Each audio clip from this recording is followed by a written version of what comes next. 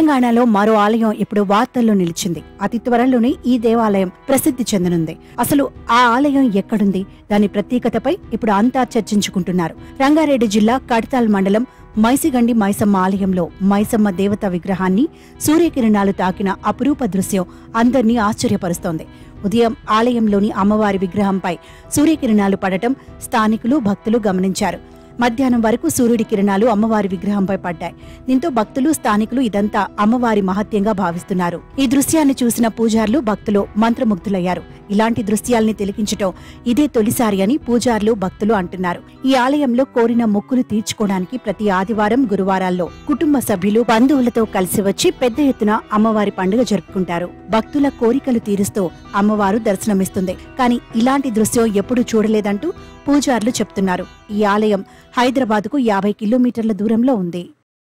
పూజారి అప్పటి కూడా మేము చిన్నప్పటి కూడా ఈ అమ్మవారి సేవ చేసుకుంటా ఉన్నా. దిగింది సూర్యకాంత్, అది కూడా మేము ఎన్నడూ చూడలేదు. ఇప్పటికైతే చూసినాం. 1000 మంది జనం వస్తున్నారు. 1000 మంది కూడా అమ్మవారు. మేము చిన్నప్పటి సంగతి కూడా ఎన్నడూ చూడలేదు, ఇప్పుడు చూసినాం. అమ్మవారి మహిమ, ఆ మహిమ నుంచి పడ్డది.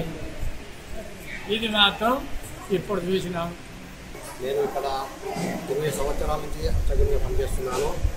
మొన్న ఒక అద్భుతం జరిగింది ఇక్కడ మైసమ్మ దేవస్థానంలో. పైనుండి అమ్మవారి పైన సూర్యకిరణాలు పడడం జరిగింది. ఇది చరిత్రలో ఇక్కడ ఏ రోజు కూడా జరగలేదు.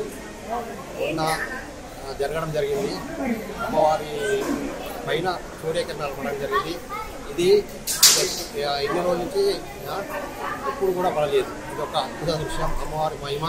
ఇక్కడ భక్తులు అనేకమైనటువంటి భక్తులు వస్తుంటారు, పూజలు జరుపుకుంటుంటారు.